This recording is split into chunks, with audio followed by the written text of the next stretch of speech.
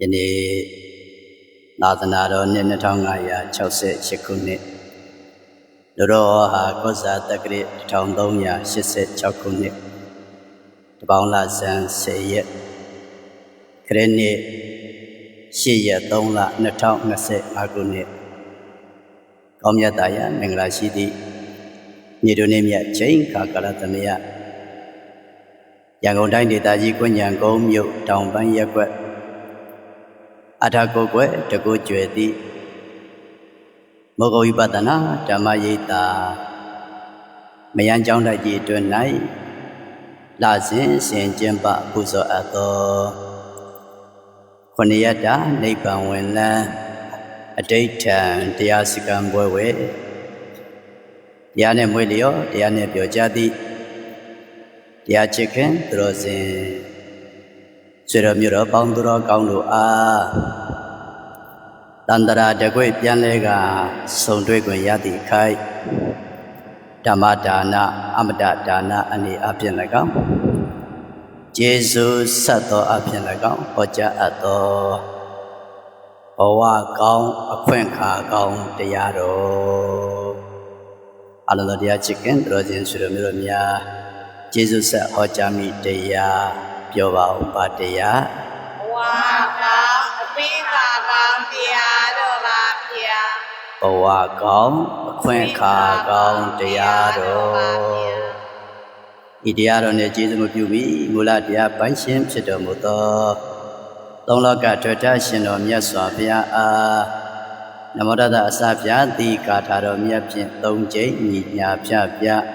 ရုပ်သေးလေးမြတ်စွာရှိခိုးကြောကြရအောင်နမောတတဘဂဝတောအရဟတောသမ္မာသမ္ဗုဒ္ဓံနမောတတဘဂဝတောအရဟတောသမ္မာသမ္ဗုဒ္ဓံနမောတတဘဂဝတောအရဟတောသမ္မာသမ္ဗုဒ္ဓံဘု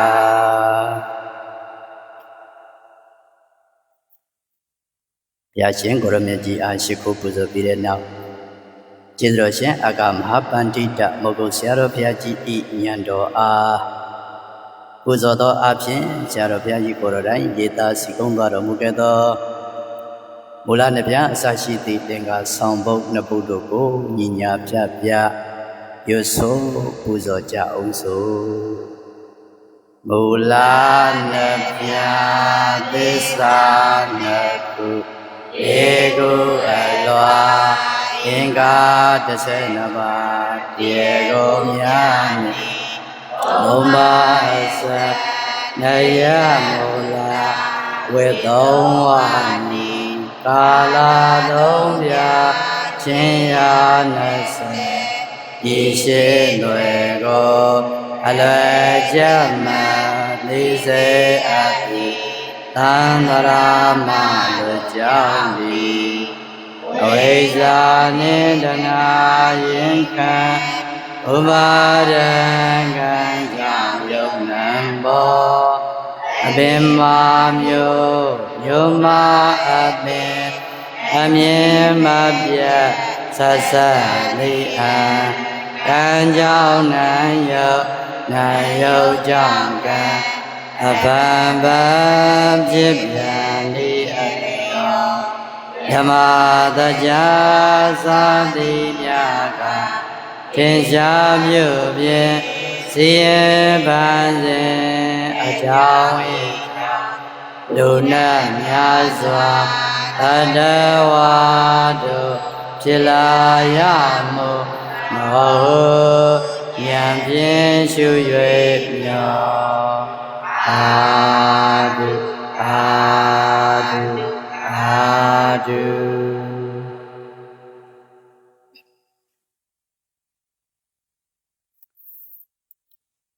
အလန္တရာချစ်ခင်တော်စဉ်ဆွေတော်မျိုးယောဂီများယခုချိန်ကစပြီးတော့ တင်တင်လျောက်ပဲမြတ်တသည့်ဣရိယာပုကိုယူ၍တရားတော်မြတ်ကိုကြိုသေးလေးမြတ်စွာနာယူကြည်ညိုနိုင်ကြပါပြီဘုန်းကြီးဟောကြားမဲ့တရားတော်ကိုနာလဲ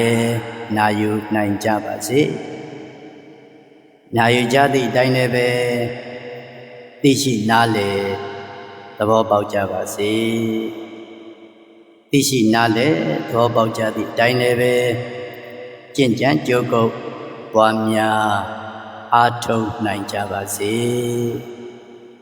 ကျင့်ကြံကြိုးကုပ်ပွားများအားထုတ်နိုင်ကြ၍ဒီတရားပွဲမပြီးမီဒီဘဝဒီခန္ဓာ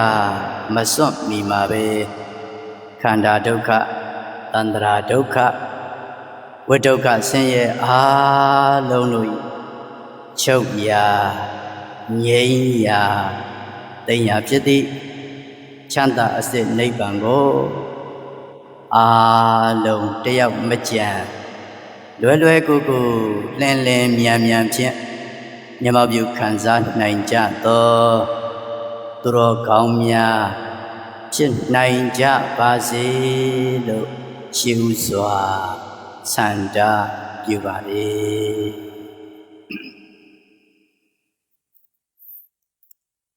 ဆွေတော်မျိုးတော်များယခုလိုတန္တရာတကွေပြန်လဲကစုံတွဲခွင့်ရကြသည့်ခိုက်ဟောကြားနာကြကြည်ညိုကြမယ်တရားပြောပါအောင်ပါတရားဝါကောင်းအပိခါကောင်းတရားတော်ပါဗျာဘဝကောင်းအခွင့်ခါကောင်းတရားတော်ဘုန်းကြီးတို့ရနေတဲ့ဘဝဟာဘဝကောင်းဆိုတာလေသိစေချင်တာပေါ့နော်မှန်ပါဗျာဒီကိုယ့်အတွက်ဒုက္ခခတ်သိမ်းချုပ်ငြိမ်းသည့်နိဗ္ဗာန်ချမ်းသာကိုရအောင်အားထုတ်နိုင်တဲ့အခွင့်အခါကောင်းလေးဖြစ်နေတယ်ဆိုတာကိုသဘောပေါက်စေဖို့အတွက်ဘုန်းကြီးတို့ဘဝကောင်းအခွင့်အခါကောင်းလို့နာမည်ပေးပြီးတော့တရားနဲ့ကျေးဇူးဆက်တယ်လို့မှတ်ပါနော်မှန်ပါဗျာ။ဘာနဲ့ကျေးဇူးဆက်တာပါလဲ။တရားနဲ့ကျေးဇူးဆက်တာပါဗျာ။ကိစ္စောမနုဿပတိလာဘောကိစ္ဆံမစ္ဆာနာမဟုတ်ပါတော့ပိုးရလေခရင်ပါပေတယ်ရဲ့လို့တထာ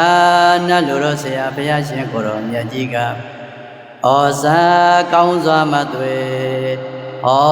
မိန်ချွေတော်မူခဲ့ပါပေတည်းအာဒုက္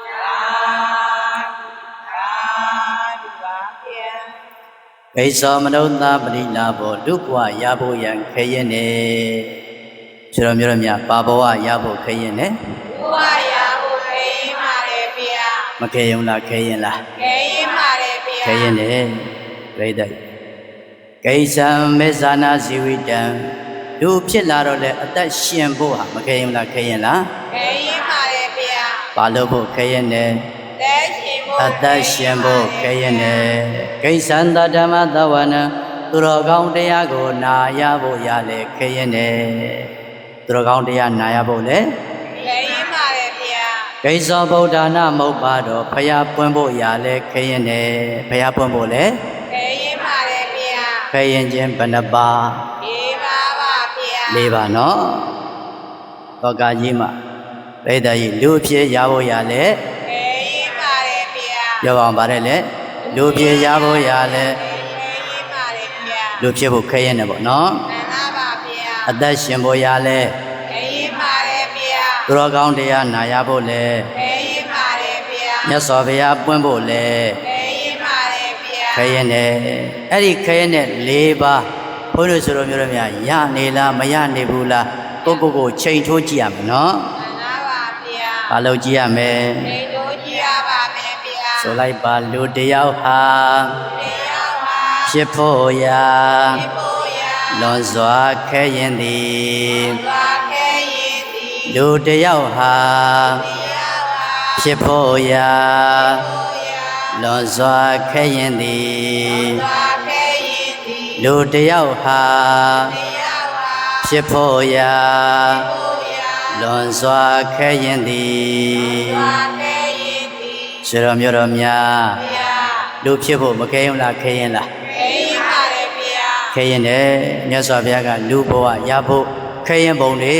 ဥမာအမျိုးမျိုးပေးပြီးတော့မဟောခဲ့ဘူးလားဟောခဲ့လား ဟောခဲ့ပါတယ်ဗျာ ဟောခဲ့တယ်နော်မြမပြည်ကအတ္တစင်လူပြည်ကအတ္တစင်အပ်သွားခြင်းထောင်ထားရင်မြမပြည်ကအတ္တစင်နဲ့လူပြည်ကအတ္တစင်အပ်သွားခြင်းထိဖို့ရကဖြစ်နိုင်သေးတယ်လွယ်သေးတယ်တဲ့အတ္တတဲ့ပြိတ္တရဲ့လူဘဝရဖို့မခဲရင်လားခဲရင်လား ခဲရင်ပါတယ်ဗျာ ခဲရင်နဲ့လောက်ထီအောင်မြတ်စွာဘုရားဥမာပေးဟောတာနော် မှန်လားပါဗျာ ဒါကြောင့်လူဖြစ်ဖို့ရာပြိတ္တကြီးလွယ်သလားခဲရင်သလား ခဲရင်ပါတယ်ဗျာ ခဲရင်နဲ့နော်ဆိုလိုက်ဖြစ်ခဲလာစွာ ဒီခဲလာစွာ လူဆိုတာ ဆိုတာ ဖြစ်ခါနေကြပြီ ဒီခါနေကြပြီ ဖြစ်ခဲလာစွာ ခဲလာစွာ လူဆိုတာ ဆိုတာ ဖြစ်ခါနေကြပြီ ဒီခါနေကြပြီ ဖြစ်ခဲလာစွာ ခဲလာစွာ လူဆိုတာ ဆိုတာ ဖြစ်ခါနေကြပြီ ဒီခါနေကြပြီ ရခဲ့ပါတယ်ဖြစ်ခဲ့ပါတယ်ဆိုတဲ့လူဘဝကြီးအားလုံးဘုန်းကြီးတွေကဆွေတော်မျိုးတော်များလူအဖြစ်မရဘူးလားရနေလား ရနေပါတယ်ဗျာ ဘယ်ဖြစ်ကိုရနေတာ လူပြည်ကိုရနေတာပါဗျာ လူအဖြစ်လူဘဝကိုရနေပြီနော် မှန်လားပါဗျာ အင်မတန်ရခဲ့ပါတယ်ဆိုတဲ့ဘာဘဝကိုရနေတာ ဘဝကိုရနေတာပါဗျာ မြတ်စွာဘုရားကလူဘဝရဖို့ဆိုတာပြိဿကြီးခဲရင်တယ်လို့မဟုတ်လားဟောလား ဟောပါတယ်ဗျာ အင်မတန်လည်းမခဲရင်ဘူးလားခဲရင်လား ခဲရင်ပါတယ်ဗျာ လူတသိန်းသေးလို့လူတယောက်ပြန်ဖြစ်ဖို့လွယ်သလား လဲပါဦးဗျာ လူဘလောက်သေးလို့ တသိန်းနေလို့ပါဗျာ လူဘလောက်ပြန်ဖြစ်ဖို့မလွယ်ဘူးလေ ဒီရောက်ပြန် တယောက်ပြန်ဖြစ်ဖို့မလွယ်ဘူးအင်မတန်ခက်ခဲတယ်နော် မှန်လားပါဗျာ အဲ့လိုလူတသိန်းသေးလို့လူတယောက်ပြန်ဖြစ်ဖို့မလွယ်တဲ့ခက်ခဲတဲ့လူဘဝကြီးကိုဆိုတော်မျိုးတော်များမရဘူးလားရနေလား ရနေပါတယ်ဗျာ အင်မတန်ရခဲ့တဲ့လူဘဝကြီးကိုရနေတာနော် မှန်လားပါဗျာ အင်မတန်ရခဲ့တဲ့ဘာဘဝကိုရနေတာ လူဘဝကိုရနေတာပါဗျာ ကံမကောင်းလားကံကောင်းလား ကံကောင်းပါတယ်ဗျာ ကံမထူးလားကံထူးလား ကံလူပါတယ်ဗျာ ကံထူးတယ်နော် မှန်လားပါဗျာ ဒါကြောင့်ဆွေတော်မျိုးတော်များရခဲ့တဲ့လူဘဝရနေကြိုက်မှာဆွေတော်မျိုးတော်တို့ကအဲ့ဒီလူဘဝလေးကိုအလတ်သက်အချိန်ဖြုံးပြီးတော့ပြိဿကြီးရေလူညစ်တုံးအောင်လူဖြစ်ရှုံးအောင်မလုပ်ကြဘူးအရင်မကြည့်ဘူးလားအရေးကြီးလား ရေးကြည့်ပါတယ်ဗျာ လူဖြစ်မရှုံးစေနဲ့နော် မှန်လားပါဗျာ ဘာမရှုံးစေနဲ့ လူကြီးမရှုံးပါစေနဲ့ဗျာ တန်ဖိုးထားမျက်နှိုးပြီးတော့ကောင်းတဲ့ကောင်းအောင်နောက်ဆုံးအိုနာသေးဒုက္ခချုပ်ငြိမ်းအောင်မကြိုးစားမလားကြိုးစားရမလား လူသားပါမယ်ဗျာ ရခဲ့တဲ့လူဘဝကိုဘာဖြစ်နေလို့ပါလဲ ရနေလို့ရနေလို့ပါနောက်ဒီလိုဘဝမျိုးရပါမယ်လို့ဘယ်သူအာမခံနိုင်လဲ အာမတခါနိုင်ပါဦးဗျာ ဆွေတော်မျိုးတော်များ ဗျာ နောက်လူပြန်ဖြစ်ပါမယ်လို့ဘယ်သူပြောနိုင်လဲ ပြောနိုင်ပါဦးဗျာ မပြောနိုင်ဘူးနော် မှန်လားပါဗျာ လူတသိန်းသေးမှတယောက်တောင်ပြန်ဖြစ်ဖို့မလွယ်တဲ့လူဘဝကြီးမဟုတ်လား မှန်လားပါဗျာ အင်မတန်ရခဲ့တဲ့လူဘဝကြီးကိုဆွေတော်မျိုးတော်တို့ဘုံဘုံတို့ရနေတာကံမထူးလားကံထူးလား ကံထူးပါတယ်ဗျာ ကံထူးပါတယ်ဗျာကဲအဲ့တော့ဘုန်းတော်ရှင်များနံပါတ်1အင်မတန်မှရခဲ့ပါတယ်ဆိုတော့လူဘဝကြီးကိုအားလုံးရနေပြီဆိုတာမသေးကြဘူးလားသေးကြလား သိကြပါတယ်ဗျာ ဒါရခဲ့ခြင်းတစ်ခုပြည့်စုံနေပြီနော် မှန်လားပါဗျာ ကဲနောက်တကနံပါတ်2ကဘာပါလဲအသက်ရှင်ဖို့ရန်ခဲရင်နဲ့ပြောပါဘာရှင်ဖို့ခဲရင်နဲ့ အသက်ရှင်ဖို့ပဲခရင်ပါတယ်ဗျာ အခဲရင်လားခဲရင်လား ခရင်ပါတယ်ဗျာ ကိစ္စမေဇာနာဇီဝိတံအသက်ရှင်ဖို့ရာခဲရင်နဲ့တချို့မွေးတော်လာတဲ့ပြိဿကြီးအသေးလေးတွေမွေးတာမရှိဘူးလား ဒီပါတယ်ဗျာ ချို့မွေးပြီးသိမကြဘူးပြိဿကြီးရဲ့ဩရက်သားလာသားလေးနဲ့သေးသွားတာတွေရောမရှိဘူးလားရှိလားချို့လူရာလာဖြစ်တဲ့အဖေလိုလဲခေါ်ခွင့်မရအမေလိုလဲခေါ်ခွင့်မရဘဲနဲ့သေးသွားတာတွေရောမရှိဘူးလားရှိလား ဒီပါတယ်ဗျာ ပြောမယ်ဆိုတော့အများကြီးနော် မှန်လားပါဗျာ အဲကြောင့်အသက်ရှင်ဖို့လွယ်သလား လဲပါဦးဗျာ ပြောပါအောင်ပြိဿကြီးအသက်ရှင်ဖို့မကဘူးလားခက်လား လဲပါတယ်ဗျာ အဲ့ဒီခက်ခဲပါတယ်ဆိုတဲ့အသက်ရှင်သန်မှုဆွေတော်မျိုးတော်တို့ဘုံဘုံတို့အခုအားလုံးမရဘူးလားရနေလား နေပါတယ်ဗျာ အင်မတန်ရခဲ့တဲ့အသက်ရှင်သန်ခြင်းကိုအားလုံးမရဘူးလားရနေလား နေပါတယ်ဗျာ ရနေတာနော် မှန်လားပါ ဆိုလိုက်ပါလူတယောက်ဟာရှင်ဖို့ရာလွန်စွာခဲရင်သည်လူတယောက်ဟာရှင်ဖို့ရာလွန်စွာခဲရင်သည်လူတယောက်ဟာရှင်ဖို့ရာလွန်စွာခဲရင်သည်လူဖြစ်လာတော့လည်းပဲအသက်ရှင်ဖို့ပြိတ္တကြီးလွယ်လာခဲရင်လားခဲရင်ပါတယ်ဗျာဘာလို့ဖို့ခဲရင်လဲအသက်ရှင်ဖို့ခဲရင်ပါတယ်ဗျာအသက်ရှင်တန်ဖို့အသက်ရှင်တန်ခွင့်ရဖို့ပြိတ္တကြီးလွယ်သလားလွယ်ပါဦးဗျာမလွယ်ဘူးနော်ဆိုလိုက်ရှင်ခဲလာစွာသက်ဆိုတာရှင်ကနေကြပြီရှင်ခဲလာစွာသက်ဆိုတာရှင်ကနေကြပြီရှင်ခဲလာစွာသက်ဆိုတာရှင်ကနေကြပြီအသက်ရှင်ဖို့ပြိတ္တကြီးလွယ်သလားခရင်သလားခရင်ပါတယ်ဗျာအဲ့ဒါလို့ခရင်ပါတယ်ဆိုတော့အသက်ရှင်သန်မှုလဲအားလုံးအခုပြိတ္တကြီးမရဘူးလားရနေလားရနေပါတယ်ဗျာအသက်ရှင်သန်ခွင့်အားလုံးရနေတယ်နော်မှန်ပါပါဗျာပြောပါဦးဘာအခွင့်ရနေတာအသက်ရှင်သန်ခွင့်ရနေတာပါဗျာနံပါတ်1ရခဲ့ပါတယ်ဆိုတော့လူအဖြစ်ကိုလည်းမရဘူးလားရလားရပါတယ်ဗျာအင်မတန်ရခဲ့တဲ့လူအဖြစ်ကိုလည်းရနေကြပြီဟောနံပါတ်2အသက်ရှင်ဖို့ရန်ခရင်နေ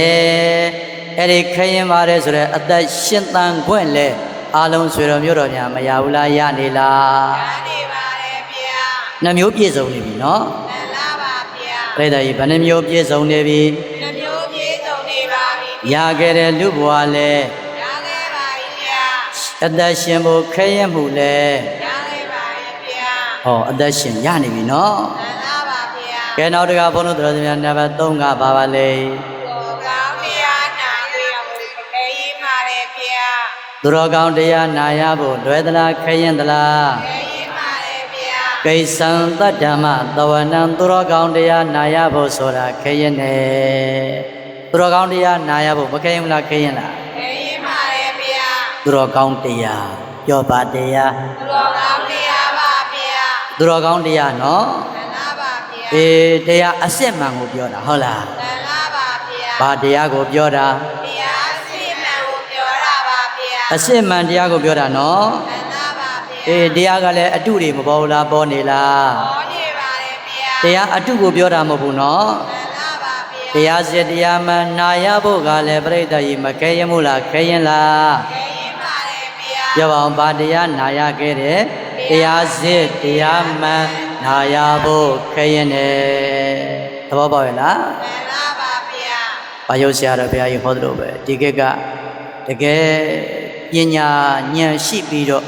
ကြီးညိုတဲ့ကြီးညိုတိုင်းလို့ကြီးညိုတဲ့ပုဂ္ဂိုလ်ကနေတယ်တဲ့ပေါ်ပြူလာဖြစ်တာကိုကြီးညိုနေကြတာတဲ့ဆရာတော်ဘုရားကြီးကမိန့်တယ်နော်မှန်ပါပါဗျာဆရာတော်မျိုးတော်များဗျာဒီခေတ်ဘာတွေကြီးညိုနေတာများပေါ်ပြူလာဖြစ်တာတွေကြီးညိုနေတာများတယ်မို့လားမှန်ပါပါဗျာမှန်သလားမှားသလားစစ်သလားတုသလားခွဲခြားဝေဖန်နိုင်တဲ့ဉာဏ်ပညာရှိရလားတော်တော်နဲတယ်နော်မှန်ပါပါဗျာပုဂ္ဂိုလ်တိုင်းတော့မပြောလို့ပါဟုတ်တယ်မလားမှန်ပါပါဗျာမနေဘူးလားနဲနေလားနဲနေပါတယ်ဗျာအတုအစစ်မခွဲဘူးနော်မှန်ပါပါဗျာအဲကြောင့်ဆိုတော်မျိုးတော်များဘာကိုပဲကြီးညိုနေကြတာများပါလိမ့်ပေါ်ပြူလာဖြစ်တာကိုပဲကြီးညိုနေကြတာပူဇော်နေကြတာနော်မှန်ပါပါဗျာကဲရှိသေးဗျာဒီနေရာမှာပြိတ္တကြီးတရားနာရခဲ့တယ်ဆိုတာတခြားပြောတာလားတရားစစ်တရားမှန်ပြောတာလားတရားစစ်တရားမှန်ကိုပြောတာပါဗျာအရေးကြီးတယ်နော်မှန်လားပါဗျာအရေးမကြီးလားအရေးကြီးလားအရေးကြီးပါတယ်ဗျာအရေးကြီးတယ်ဗျာတရားစစ်တရားမှန်နာယူနိုင်ဖို့အရေးကြီးတယ်နော်မှန်လားပါဗျာအခုဆိုတော့မျိုးတရားစစ်တရားမှန်တွေနာယူခွင့်မရဘူးလားရလားရနေပါတယ်ဗျာရတယ်နော်မှန်လားပါဗျာစီစစ်ဖို့မလိုလားလိုလားလိုပါတယ်ဗျာရွေးချယ်ဖို့မလိုလားလိုလားလိုတယ်နော်အဲ့တော့ဘုရားရှင်ကိုရောမြတ်ကြီး45ပါးတိုင်းတိုင်းဟောကြားတော်မူခဲ့တဲ့အဆုံးအမတရားဒေသနာတွေဆိုတာ နာရဖို့မခဲရင်လားခဲရင်လား ခဲရင်ပါတယ်ဗျာ ခဲရင်တော့လည်းပဲအဲ့ဒီတရားတွေအားလုံးဆိုတော်မျိုးတို့နာကြခွင့်နာယူခွင့်မရဘူးလားရနေလား ရနေပါတယ်ဗျာ ဆိုလိုက်သမ္မာတရားတော်ဟာ တရားတော်ဟာ နာဖို့ရာ ဘုရား လွန်စွာခဲရင်သည် သွားခဲရင်ဒီ တရားတော်ဟာ တရားတော်ဟာ နာဖို့ရာ ဘုရား လွန်စွာခဲရင်သည် သွားခဲရင်ဒီ တရားတော်ဟာ တရားတော်ဟာ နာဖို့ရာ ဘုရား လွန်စွာခဲရင်သည် သွားခဲရင်ဒီ ဘုရားရှင်ကိုရောမြတ်ကြီးဟောကြားတော်မူခဲ့တဲ့သူတော်ကောင်းတရားစီတရားမှန်နေနာရဖို့ရာလွယ်သလားခဲရင်သလား ခဲရင်ပါတယ်ဗျာ ခဲရင်နော်ဆိုလိုက်ပါနာရခဲစွာ နာယကေသွား တရားဟာ တရားဟာ နာကနေရပြီ အာဂနေယပိ နာရခဲစွာ နာယကေသွား တရားဟာ တရားဟာ နာကနေရပြီ အာဂနေယပိ နာရခဲစွာ နာယကေသွား တရားဟာ တရားဟာ နာကနေရပြီ အာဂနေယပိ အမတမနာရခဲ့တဲ့မြတ်စွာဘုရားဟောကြားတော်မူခဲ့တဲ့သူတော်ကောင်းတရားတွေဆွေတော်မျိုးတို့များအားလုံးနာယူခွင့်မရဘူးလားရနေလား ရနေပါတယ်ဗျာ မြတ်စွာဘုရားဟောကြားတဲ့သူတော်ကောင်းတရားတွေနာယူခွင့်ရနေပြီနော် နလာပါဗျာ ကံမတူလားကံထူလား ကံတူပါတယ်ဗျာ ကံမကောင်းဘူးလားကံကောင်းလား ကောင်းပါတယ်ဗျာ ကံကောင်းကံထူးကြတယ်နော် နလာပါဗျာ ဒါကြောင့်ဘုရားရှင်ကိုရောမြတ်ကြီးဟာကိစ္ဆန္တဓမ္မသဝနာသူတော်ကောင်းတရားဆိုတာနာရခဲ့တယ်လို့ဟောခဲ့ပါတယ်အဲ့လိုအင်မတန်မှနာရခဲ့တဲ့သူတော်ကောင်းတရားမြတ်စွာဘုရား45ပါးတိုင်းတိုင်းဟောကြားဆိုဆုံးမခဲ့တဲ့တရားတွေယနေ့ဆွေတော်မျိုးတော်များအားလုံးနာယူခွင့်ရနေပြီဆိုတော့နံပါတ်3အင်မတန်မှရခဲ့တဲ့တရားအားလုံးမရောက်လားရနေလား ရနေပါတယ်ဗျာ ရခဲ့တာကိုဘာလုပ်နေကြပြီ ရနေပါပြီဗျာ ရနေကြပြီနော် နလာပါဗျာ နံပါတ်1လူအဖြစ်ကိုလည်းရနေပြီနံပါတ်2အသက်ရှင်သန်ခွင့်လည်းရနေပြီနံပါတ်3 တော်ကောင်းနေ သူတော်ကောင်းတရားလည်းနာကြခွင့်နာယူခွင့်ရနေပါပြီအင်မတန်မှကိုယ့်ဘဝဟာကောင်းတယ်နော် နလာပါဗျာ မကောင်းလားကောင်းလား ကောင်းပါတယ်ဗျာ ကဲနံပါတ်4ကပြိတ္တကြီးပါတယ်လေမြတ်စွာဘုရားပွင့်ဖို့ခရင်တယ်ကိစ္စောဗုဒ္ဓနာမုတ်ပါတော့ဟောဒီကဘာလောကကြီးထဲမှာဘုရားပွင့်ဖို့ဆိုတာခရင်တယ်လို့မြတ်စွာဘုရားမဟုတ်လားဟောလား ဟောပါတယ်ဗျာ ဘာပွင့်ဖို့ခရင်တယ် ဗျာဗျာပြင်ဖို့ရခဲရင်ပါတယ်ဗျာ ဘုရားပွင့်ဖို့ခရင်တယ်နော် နလာပါဗျာ ပြောပါဦးဘာပွင့်ဖို့ခရင်တယ် ဗျာပြင်ဖို့ရခဲရင်ပါတယ်ဗျာ ဘုရားကလည်းဘုရားအစစ်အမှန်နော် နလာပါဗျာ အေးအတုတွေလည်းမရှိဘူးလားရှိလား ဒီပါတယ်ဗျာ ဘုရားရင်လက်ထက်ကလည်းအတုတွေရှိတယ်နော် နလာပါဗျာ အဲ့တော့ပရိသတ်ကြီးဖယားစစ်ဖယားမှန်ပွင့်ဖို့ဆိုတာလေအင်မတန်မှခရင်နေအခုဘုန်းတော်တော်စင်များဖယားစစ်ဖယားမှန်မပွင့်ဘူးလားပွင့်နေပြီလား ဒီနေပါပြီဗျာ ပွင့်သွားတော်မူတဲ့မြတ်စွာဘုရားရဲ့ပွဲတော်ကဘောဓမာဟုတ်တယ်မလားဘာဖယားလဲ ဘောရမမြတ် ဘောဓမာမြတ်စွာဘုရားဘုန်းကြီးတို့ဗတ္တကမ္ဘာမှာဖယား9စုပွင့်မှာမို့လား နလာပါဗျာ 4စုပွင့်ပြီးသွားပြီမို့လား နလာပါဗျာ အဲ့တော့ဘုန်းတော်တော်ညာမြတ်စွာဘုရားသာသနာတဲ့ဖယားပွင့်ဖို့ရအင်မတန်ခရင်ပါတယ်လို့မြတ်စွာဘုရားဟောခဲ့ပါတယ်သို့တော်လည်းပဲဖယားမပွင့်ဘူးလားပွင့်နေပြီလား ဒီနေပါပြီဗျာ ဖယားပွင့်နေနော် နလာပါဗျာ ဆိုလိုက်စမ်းမှာဖယားမြတ်စွာ ဗျာမြတ်စွာ ပွင့်ဖို့ရ ပြင်ဖို့ရ လွန်စွာခရင်သည် သာခဲရင်ဒီ ဖယားမြတ်စွာ မြတ်စွာ ပွင့်ဖို့ရ ဖို့ရ လွန်စွာခရင်သည် သာခဲရင်ဒီ ဖယားမြတ်စွာ မြတ်စွာ ပွင့်ဖို့ရ ဖို့ရ လွန်စွာခဲရင်သည် သာခဲရင်ဒီ လောကမှာဖယားပွင့်ဖို့လွယ်သလားခဲရင်သလား ခဲရင်ပါတယ်ဗျာ ပြောပါအောင်လောကမှာပါပွင့်ဖို့ခဲရင်နဲ့ ဗျာပြင်ဖို့ရခဲရင်ပါတယ်ဗျာ ဖယားပွင့်ဖို့ခဲရင်နဲ့နော် နလာပါဗျာ ဆိုလိုက်ပါပွင့်ကဲလာစွာ ဝိကေလာစွာ ဖယားဟာ ဘုရားဟာ ပွင့်ကနေပါပြီ ဝိကနေပါပြီ ပွင့်ကဲလာစွာ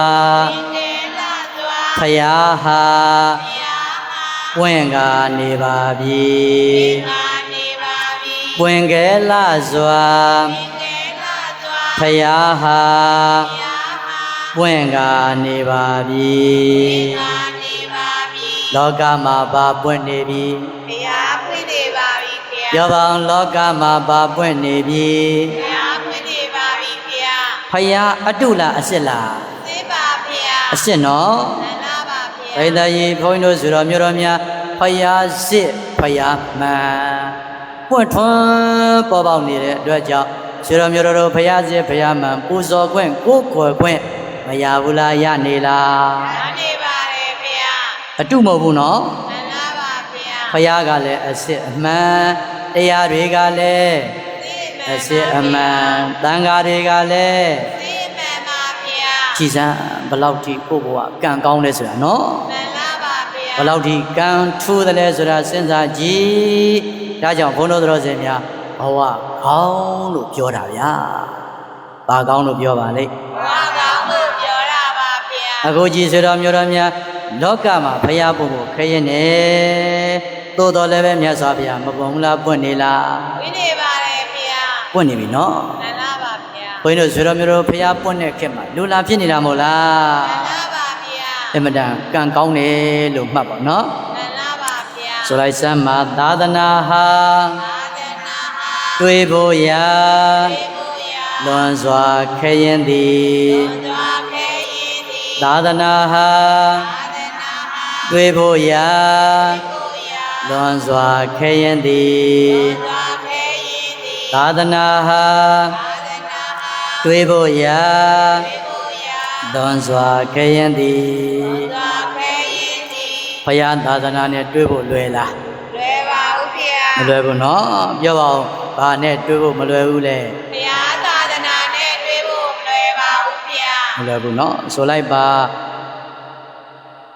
ခဲရင်လှစွာ ခဲရင်လာစွာ တွေ့ခဲ့လှစွာ ဒီကေလာစွာ သာသနာ သာသနာ တွေ့ကနေကြပြီ ဒီကနေကြပြီ တွေ့ခဲ့လှစွာ ဒီကေလာစွာ သာသနာ သာသနာ တွေ့ကနေကြပြီ ဒီကနေကြပြီ တွေ့ခဲ့လှစွာ ဒီကေလာစွာ သာသနာ သာသနာ တွေ့ကနေကြပြီ ဒီကနေကြပြီ ဘုရားသာသနာနဲ့မတူလားတွေ့နေပြီလား တွေ့နေပါပြီဘုရား ဆိုတော်မြတ်တော်များ ဘုရား ဘာနဲ့တွေ့နေပြီ ဘုရားသာသနာနဲ့တွေ့နေပါပြီဘုရား ပြောပါအောင်ဘာနဲ့တွေ့နေတာ ဘုရားသာသနာနဲ့တွေ့နေပါတယ်ဘုရား ဘုရားသာသနာနဲ့မတူလားတွေ့နေပြီလား တွေ့နေပါပြီဘု ဘု ရား ရားသာသနာနဲ့မကြုံလားကြုံနေပြီလား လုံးနေပါပြီဘုရား ကြုံနေကြဆုံနေကြပြီလို့ဒီလိုမှနော် မှန်လားပါဘုရား အဲ့တော့ဘုန်းတော်တော်များပြန်ပြီးတော့ကြည်လိုက်စမ်းပါ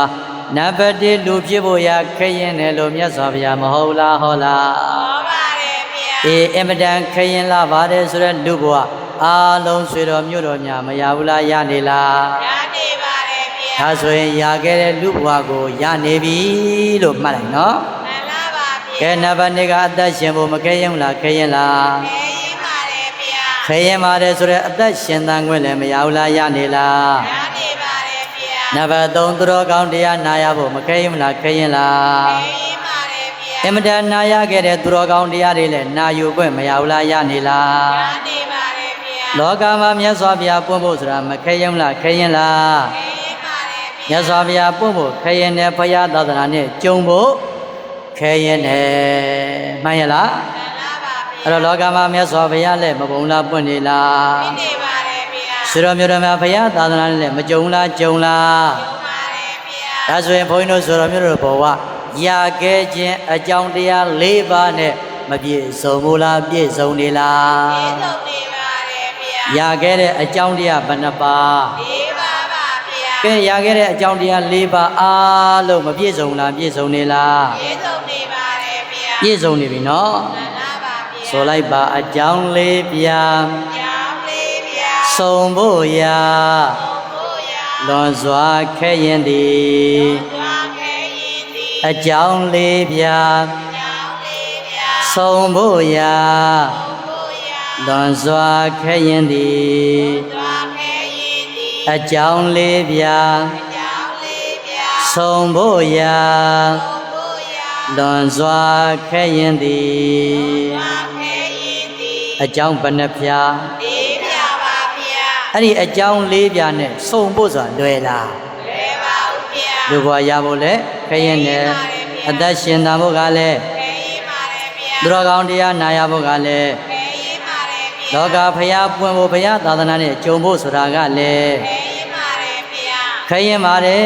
ဆိုတဲ့အကြောင်းတရား၄ပါးနဲ့အခုဆွေတော်မျိုးတော်များအားလုံးမပြည့်စုံဘူးလားပြည့်စုံနေလား ပြည့်စုံနေပါတယ်ဗျာ အကြောင်း၄ပြားနဲ့စုံစည်းခွင့်ပြည့်စုံပြီးတော့နေတယ်နော် မှန်လားပါဗျာ အဲ့လိုရခဲ့ပါတဲ့အကြောင်းတရား၄ပါးအားလုံးပြည့်စုံပြီးတော့မရဘူးလားရနေလား ရနေပါတယ်ဗျာ မစုံလားစုံနေလား သုံးနေပါတယ်ဗျာ ဆိုလိုက်ပါအကြောင်း၄ပြား ကြောင်းလေးဗျာ စုံကိုက်မှာ လိုက်ပါ နိဗ္ဗာန်ဆိုင်အောင်ကြိုးစားပါ ပန်းဆိုင်အောင်ကြိုးစားပါ အကြောင်း၄ပြား ကြောင်းလေးဗျာ စုံကိုက်မှာ လိုက်ပါ နိဗ္ဗာန်ဆိုင်အောင်ကြိုးစားပါ ပန်းဆိုင်အောင်ကြိုးစားပါ အကြောင်း၄ပြား ကြောင်းလေးဗျာ စုံကိုက်မှာ လိုက်ပါ နိဗ္ဗာန်ဆိုင်အောင်ကြိုးစားပါ ပန်းဆိုင်အောင်ကြိုးစားပါ ဟာဆိုင်အောင်ကြိုးစား နိဗ္ဗာန်ဆိုင်အောင်ကြိုးစားပါမယ်ဗျာ မဆိုင်ဖို့ဝင်နိဗ္ဗာန်မြင်အောင်အားလုံးမကြိုးစားရမလားကြိုးစားရမလား ကြိုးစားရမှာပါဗျာ အကြောင်းဘဏ္ဍဖြာနဲ့ပြည့်စုံနေလို့ လေးပြနဲ့ပြည့်စုံနေလို့ပါဗျာ ဒီလိုအကြောင်း၄ပြားနဲ့ပြည့်စုံဖို့ဆိုတာလွယ်ရဲ့လား လွယ်ပါဦးဗျာ တာမန်ကုသကံနဲ့မရနိုင်ဘူးနော် မှန်လားပါဗျာ ဆိုတော့မျိုးတော်ကံမထူလားထူနေလား ပြည့်ပါတယ်ဗျာ အကြောင်းဘဏ္ဍဖြာနဲ့ပြည့်စုံနေတာ လေးပြနဲ့ပြည့်စုံနေပါတယ်ဗျာ နောက်ဒီလိုအကြောင်း၄ပြားနဲ့ပြည့်စုံပါမယ်လို့ဘယ်သူအာမခံနိုင်လဲ ခံနိုင်ပါဦးဗျာ ဆိုတော့မျိုးတော်များ ဗျာ နောက်ဒီလိုအကြောင်း၄ပြားနဲ့ပြည့်စုံပါမယ်ဖရာလို့ဘယ်သူအာမခံပြီးလျှောက်ရဲတော့ ငါမကြောက်ရဲသေးပါဘူး လျှောက်ရဲပြီလား ကြောက်ရဲသေးပါ လွယ်ပါမလား လွယ်ပါဦး ဒီလိုအကြောင်း၄ပြားနဲ့ပြည့်စုံဖို့လွယ်ပါမလား လွယ်ပါဦးဗျာ ဒါကြောင့်မြတ်စွာဘုရားခဲရင်တယ်လို့မဟုတ်လားဟောလား ဟောပါတယ်ဗျာ အဲ့လိုခဲရင်တာကိုအခုဆွေတော်မျိုးတော်တို့ကအားလုံးမရဘူးလားရနေလား ရနေပါတယ် အေးရနေကြိုင်လေးစုံနေကြိုင်လေးမှာမဆိုင်ဖို့ဝင်နိဗ္ဗာန်မြင်အောင်ကြိုးစားစေခြင်းပါတယ်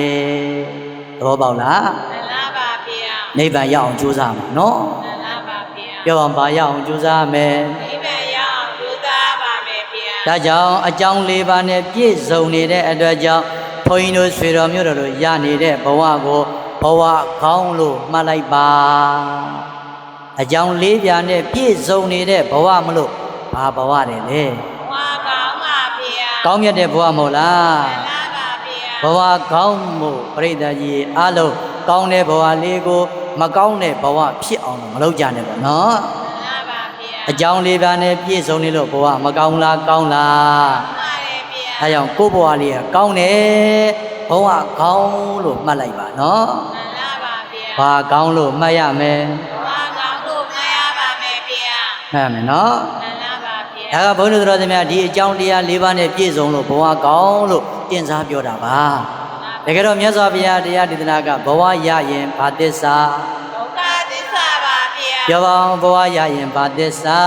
ဒုက္ခသစ္စာပါဗျာ ဒုက္ခသစ္စာဆိုတာပြိတ္တကြီးကောင်းတာလားမကောင်းတာလား ကောင်းတာပါဗျာ ဆင်းရဲခြင်းမဟုတ်လား မှန်လားပါဗျာ အေးဒါကတော့တရားပေါ်တင်ပြီးတော့ရှင်းပြောတာနော် မှန်လားပါ သို့တော်လည်းဘုန်းတော်တော်ချင်းများရာခင်ခြင်းတရား၄ပါးနဲ့ပြည့်စုံနေတဲ့အတွက်ကြောင့်အကြောင်း၄ပါးနဲ့တွေ့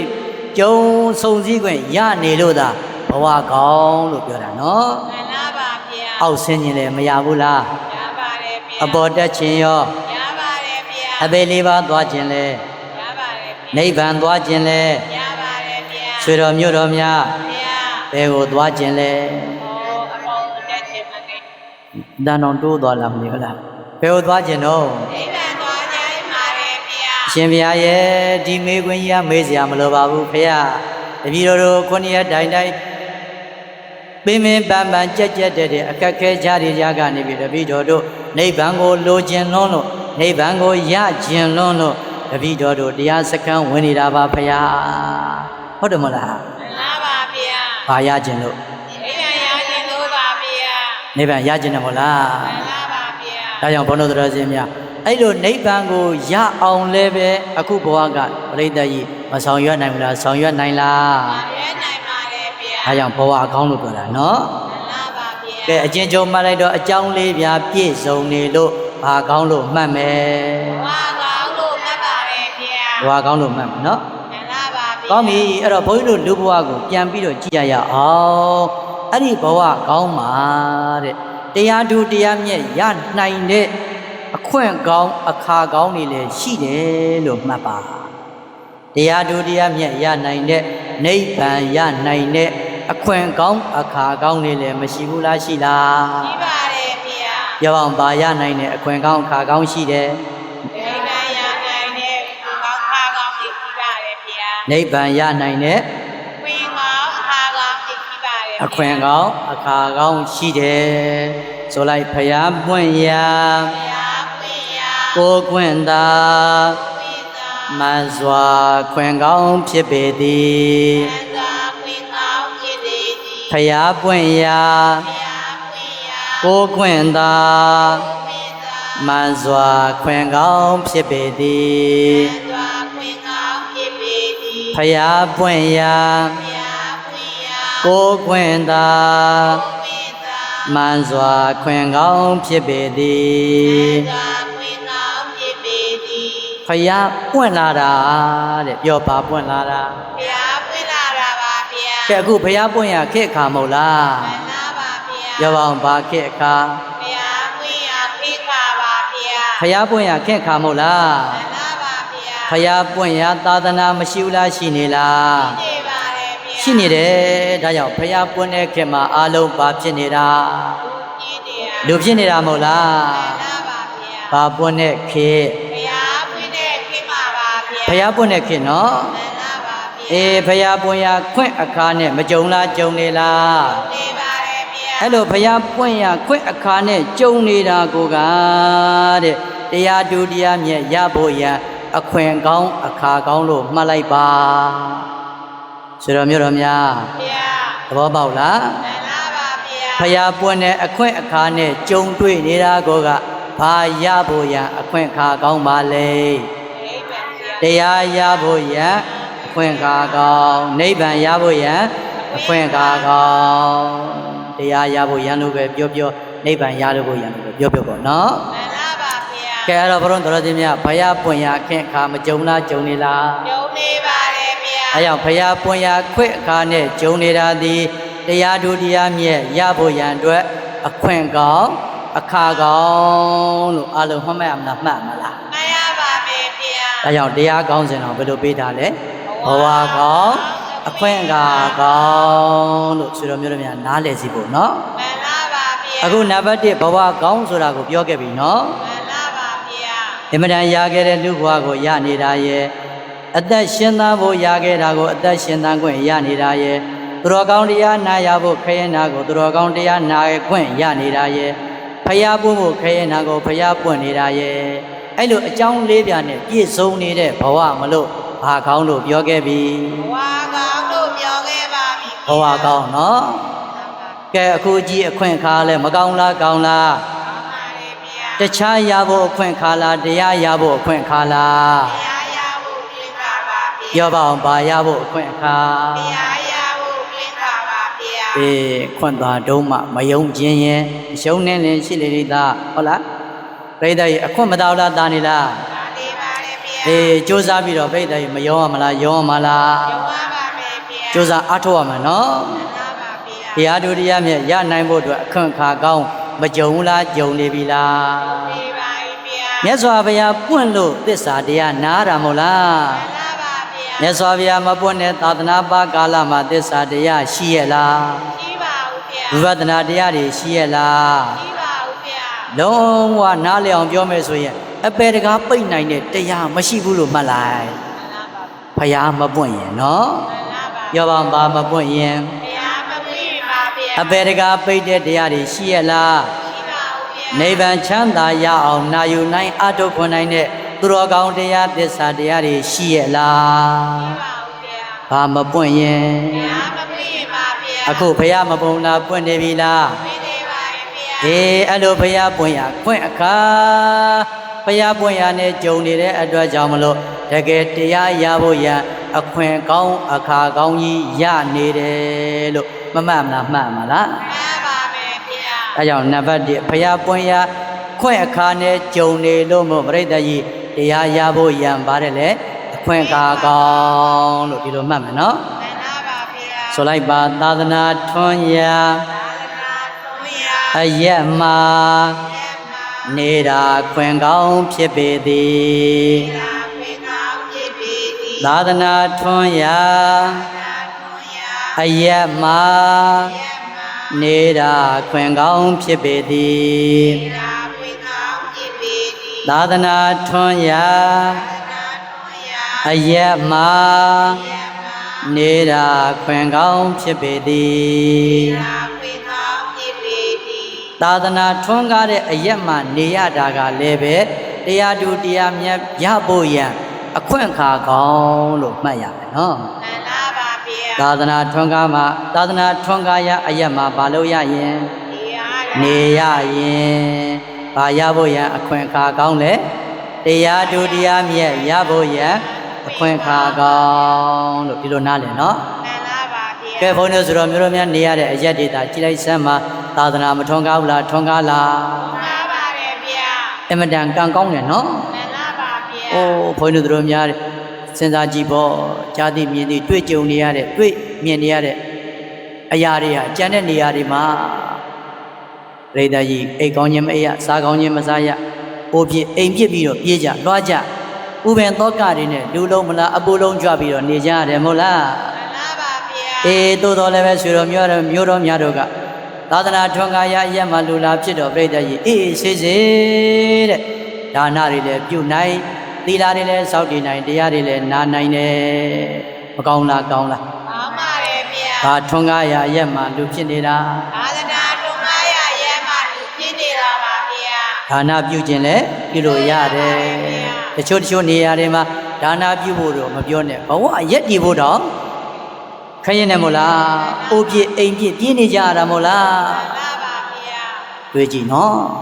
သာဝေကရဖို့မကောင်းလားကောင်းလား ကောင်းပါတယ်ဗျာ ဒါကြောင့်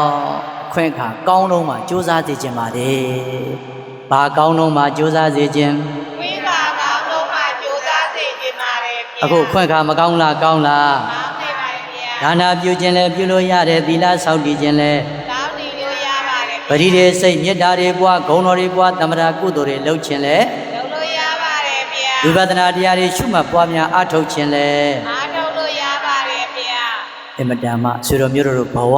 ဘုန်းကြီးတို့ဘဝအင်မတန်ကံထူးတယ်နော် မှန်ပါပါဗျာ ဒါကြောင့်အဲ့လိုသာသနာထွန်းကားရအရက်မှာလူဖြစ်ရတာလည်းပဲတရားတူတရားမြတ်ရဖို့ရန်အခွင့်အခါကောင်းလို့မှတ်ပြဟုတ်လား မှန်ပါပါဗျာ အရင်မကြလားရေးကြည့်လား ရေးကြည့်ပါတယ်ဗျာ ဒါကြောင့်ဆွေတော်မျိုးတို့များလက်မလွတ်စေနဲ့နော် မှန်ပါပါဗျာ မရှုံးစေနဲ့မဆုံးရှုံးစေနဲ့နော် မှန်ပါပါဗျာ သဘောပေါက်လား မှန်ပါပါဗျာ ကောင်းပြီဆိုလိုက်စမ်းမှာအယူကောင်းရှိတာ ကောင်းကြည့်တာ မိမိမှာမှန်စွာခွေကောင်းဖြစ်ပေသည် မှန်သာခွင့်ကောင်းဖြစ်ပေသည် အယူကောင်းရှိတာ ကောင်းကြည့်တာ မိမိမှာမှန်စွာခွင်ကောင်းဖြစ်ပေသည် မှန်သာခွင့်ကောင်းဖြစ်ပေသည် အယူကောင်းရှိတာ ကောင်းကြည့်တာ မိမိမှာမှန်စွာခွင်ကောင်းဖြစ်ပေသည် သာခွင့်ကောင်းဖြစ်ပေသည် အယူကောင်းတဲ့ပြောပါဦးပါကောင်း အယူကောင်းပါဗျာ အယူကောင်းအယူမှန်ဆိုတာတခြားလားတမ္မာဒိဋ္ဌိလား ဓမ္မဒိဋ္ဌိပါဗျာ တမ္မာဒိဋ္ဌိအယူကောင်းအယူမှန်ရှိတဲ့ပုဂ္ဂိုလ်ဖြစ်ဖို့လည်းမလိုလားလို့လား လိုပါတယ်ဗျာ တချို့ပရိသတ်ကြီးလူတော့လာဖြစ်ပါတယ်အသက်တော့ရှင်နေပါတယ်ဖရာသာသနာနဲ့ကြုံနေပါတယ်ဒါပေမဲ့ပရိသတ်ကြီးအယူလွဲတဲ့လူတွေမရှိဘူးလားရှိလား ဒီပါတယ်ဗျာ ပြောပါဦးဘာလွဲတဲ့လူတွေ အယူလွယ်တဲ့လူတွေပါဗျာ မိစ္ဆာဒိဋ္ဌိအယူလွဲရင်ကြောက်ဖို့မကောင်းလားကောင်းလား ကောင်းပါတယ်ဗျာ မိစ္ဆာဒိဋ္ဌိယပရိသတ်ကြီးကံကြီး၅ပါးတဲ့တောင်ကြောက်ဖို့ကောင်းတယ်လို့ပြောခဲ့ပြီနော် မှန်လားပါဗျာ ဒါကြောင့်ဆိုတော်မျိုးတော်များငတ်ချင်ငတ်ပလေးစီငတ်လို့သေးခြင်းသေးသွားပလေးပါစေအယူတော့မလွဲစေနဲ့ငတ်လို့သေးခြင်း ဒီသွားပါသေးဗျာ တခဏတဘဝပဲတစ်ခါပဲသေးရမှာမို့လား မှန်လားပါဗျာ အယူလွဲသွားရင်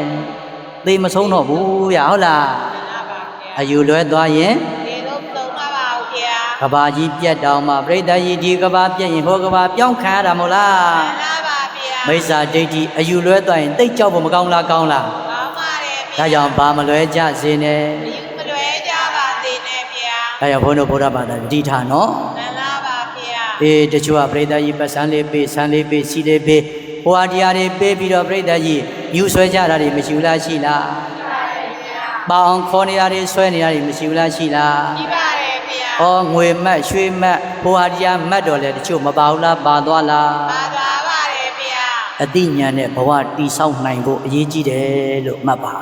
မှန်ပါဗျာ ဘာနဲ့ဘဝကိုတိဆောက်နိုင်ရမလဲ အသိဉာဏ်နဲ့ဘဝကိုတည်ဆောက်နိုင်ရပါမယ်ဗျာ ပစ္စည်းဥစ္စာဆိုတာရှိလေခဏမရှိလေ မှန်ပါဗျာ သေရင်အလုံးထားခဲ့ရမှာမို့လား မှန်ပါဗျာ ဒါကြောင့်အတိညာနဲ့ဘဝကိုတိဆောက်ပါငတ်ပြီးတော့သေခြင်းသေပါစေပဲသောအခါမှဘာမလွဲစေနဲ့ အယူမလွဲစေပါနဲ့ဗျာ အရေးကြီးတယ်မို့လား မှန်ပါဗျာ ဒါကြောင့်အယူကောင်းအယူမှန်ရှိဖို့လည်းမလိုလားလိုလား ပါတယ်ဗျာ ဆိုတော်မြို့တော်များ ဗျာ အယူကောင်းအယူမှန်မရှိဘူးလားရှိလား ဒီပါတယ်ဗျာ အဲ့လိုအယူကောင်းအယူမှန်ရှိနေတာကိုကတရားတူတရားမြတ်ရဖို့ရန်အခွင့်အခါကောင်းလို့မှတ်လိုက်တာနော် မှန်ပါဗျာ ဗေဒကြီးသဘောပေါက်လား မှန်ပါဗျာ ဒါကြောင့်အလုံးတော်တရားရှိခင်သူတော်စင်တွေပြောခဲ့တာဘယ်နှမျိုးရှိသွားပြီ၃မျိုးရှိသွားပြီနံပါတ်1ဖရာပွင့်ရာခေတ်ခါနဲ့ကြုံနေတယ်မို့လား မှန်ပါဗျာ အဲ့ဒါကလည်းတရားတူတရားမြတ်ရဖို့ရန်ပါတယ်လေ ဝိပါက အခွင့်အခါကောင်းနံပါတ်2သာသနာထွန်းကားရရမှာလူဖြစ်တယ်မို့လား မှန်ပါဗျာ သာသနာထွန်းကားရအရက်မှနေရတာကိုလည်းပါတယ်လေတရားတူတရားမြတ်ရဖို့ရန်အခွင့်အခါကောင်းပါအခုအယူကောင်းအယူမှန်ရှိတာကလည်းပြိတ္တကြီးရဲ့တရားတူတရားမြတ်ရဖို့ရန်ပါလေ ဝိပါကောင်းပါဗျာ အခွင့်အခါကောင်းနော် မှန်ပါဗျာ မရှုံးစေနဲ့ပြောပါမဖြစ်စေနဲ့ ကျုံးစေပါနဲ့ဗျာ အရှုံးခံပါလား မှန်ပါဦးဗျာ အရေးကြီးတယ်နော်ဒါကြောင့်ပြိတ္တကြီးငတ်ပြီးတော့သေခြင်းသေးပါစေငတ်သေးလဲတဘဝပဲမဟုတ်လားအယူတော့မလွဲစေနဲ့တခြားအယူမယူကြနဲ့နော် မှန်ပါဗျာ အရေးကြီးလို့ပြောပြတာဟုတ်လားဆိုလိုက်ပါအကြည်တက်6ဖြာ ဒီတဲ့6ဗျာ ပြည့်စုံတာ ကျေဆုံးတာ မှန်စွာခွင်ကောင်းဖြစ်ပေသည် မှန်ပင်ကောင်းဖြစ်ပေသည် အကြည်တက်6ဖြာ ဒီတဲ့6ဗျာ ပြည့်စုံတာမှန်စွာခွင်ကောင်းဖြစ်ပေသည် သာခွင်ကောင်းဖြစ်ပေသည် အကြည်တက်6ဖြာ ဒီတဲ့6ဗျာ ပြည့်စုံတာမှန်စွာခွင်ကောင်းဖြစ်ပေသည် သာခွင်ကောင်းဖြစ်ပေသည် အကြည်တက်ဘယ်နှဖြာ ကောင်းပြပါဗျာ မျက်စိအကြည်နားအကြည်နှာခေါင်းအကြည်ရှားအကြည်ကိုယ်အကြည်စိတ်နော်စိတ်အကြည်လို့ပြောစိတ်အကြည်လို့ပြောခြင်းမနှောအကြည်လို့ပြောနော်အကြည်တက်ဘယ်နှပါ တော့ပါပါဗျာ ကဲဆိုတော်မျိုးများအကြည်တက်6ဖြာမပြည့်စုံလားပြည့်စုံလား လေးဆုံးပါတယ်ဗျာ နည်းနည်းတော့ချွေရွံ့နေပြီထင်တယ်နော်ပြိတ္တကြီးမျက်စိအကြည်နည်းနည်းလေးချွေရွံ့တော့မျက်မှန်တက်နေရဟုတ်လား မှန်လားပါဗျာ သိပ်မမြင်ကျင်တော့ဘောလား မှန်လားပါဗျာ အေးစူးစမ်းပြီးတော့ဒီအကြည်6ပြားပြည့်စုံနေတဲ့အချိန်ကမှမိမိတို့တရားတူတရားမြတ်ရဖို့အခွင့်ကောင်းလို့သိပြီးတော့ကြိုးစားမှာနော် မှန်လားပါဗျာ ကဲမျက်စိအကြည်နဲ့လည်းမပြည့်စုံလားပြည့်စုံလား လေးဆုံးပါတယ်ဗျာ နားအကြည်ရောဘုန်းကြီးဟောတာကြားသေးတယ်မို့လား မှန်လားပါဗျာ အေးဒါကြောင့်သူတော်ကောင်းတရားတွေနာကြားခွင့်နာကြားတော့နော်ထောင်းတိုင်းနဲ့နားရှိတော့ထောင်းထားကြဟုတ်တယ်မလား မှန်လားပါဗျာ အေးမျက်စိအကြည်နားအကြည်အကြည်တက်တွေကောင်းတယ်နော် မှန်လားပါဗျာ အေးနာကန်းသွားရင်ဩတို့မြန်ချောင်းဆရာတော်လေးရဲ့တရားနာကျင်လိုက်တာ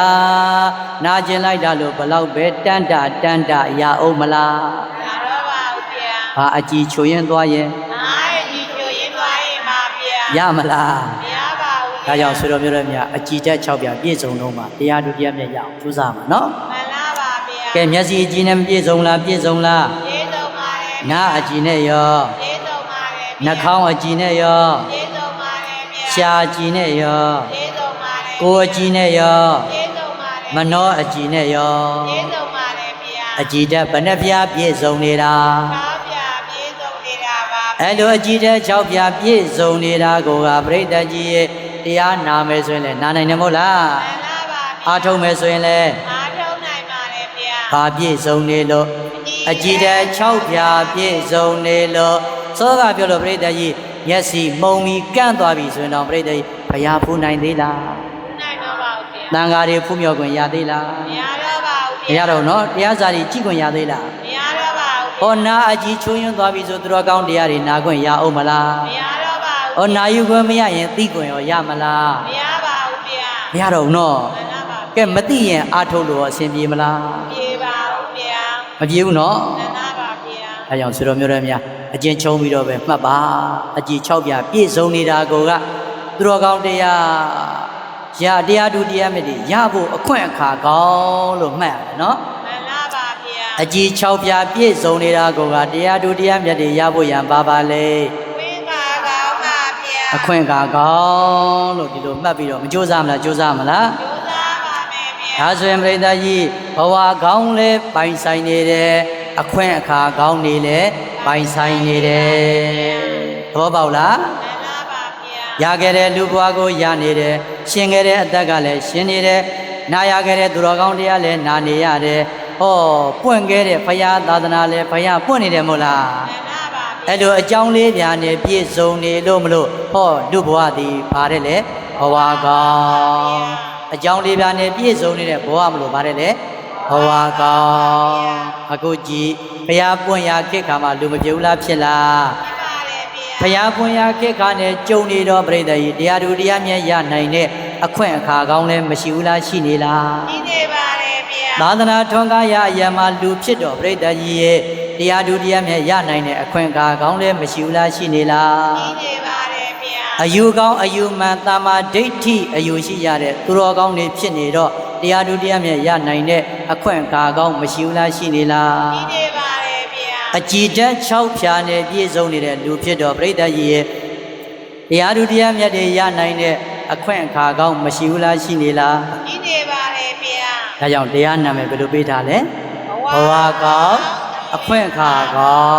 င်းတဲ့လက်မလွတ်စေနဲ့နော် မှန်လားပါဗျာ မကြိုးစားမလားကြိုးစားမလား ကျိုးစားပါပါဗျာ ဆိုလိုက်ပါအရိယာမ အရိယာမ ဖြစ်ဖို့ရာ ကိုရာ လွန်စွာခွင့်သာသည် သာဝိတာတိ အရိယာမ အရိယာမ ဖြစ်ဖို့ရာ ကိုရာ လွန်စွာခွင့်သာသည် သာဝိတာတိ အရိယာဖြစ်ဖို့အခွင့်မသာဘူးလားသာလား သာပါတယ်ဗျာ ဘဝကောင်းလေရအခွင့်ခါကောင်းလေရှိနေလို့နော် မှန်လားပါဗျာ ဘဝကောင်းလေရအခွင့်ခါကောင်းလေရှိနေတော့ပြိတ္တကြီးအရိယာဖြစ်ဖို့ရအခွင့်ရေးကောင်းမရှိဘူးလားရှိနေလား ဒီနေပါတယ်ဗျာ အခွင့်မသာဘူးလားအခွင့်သာနေလား ဝိတာနေပါတယ်ဗျာ သဘောပေါက်တယ်နော် မှန်လားပါဗျာ ဆိုလိုက်ပါခွင့်သာခိုက်မှာ ဝိတာကိုက်မှာ အရိယာ အရိယာ ဖြစ်အောင်ကျင့်ပါမြတ်ယောဂီ သာဝိပါပြယောဂီ ခွင့်သာခိုက်မှာ ဝိတာကိုက်မှာ အရိယာ အရိယာ ဖြစ်အောင်ကျင့်ပါမြတ်ယောဂီ သာဝိပါပြယောဂီ အခွင့်သာအခါသင့်နေပြီမို့အာလုံးအသေးမိုးခင်ညံဥပြီးတော့အရိယာဖြစ်အောင်ကြိုးစားကြပါလို့တိုက်တွန်းတယ်နော် မှန်လားပါဗျာ အရိယာဖြစ်ဖို့အခွင့်အရေးမရောက်လားရနေပြီလား သာနေပါပြီ အခွင့်မသာဘူးလားအခွင့်သာနေလားအခွင့်သာအခါသင့်နေပြီမို့အာလုံးအသေးမိုးခင်ပါဥရမယ် မှန်ပါပါမယ်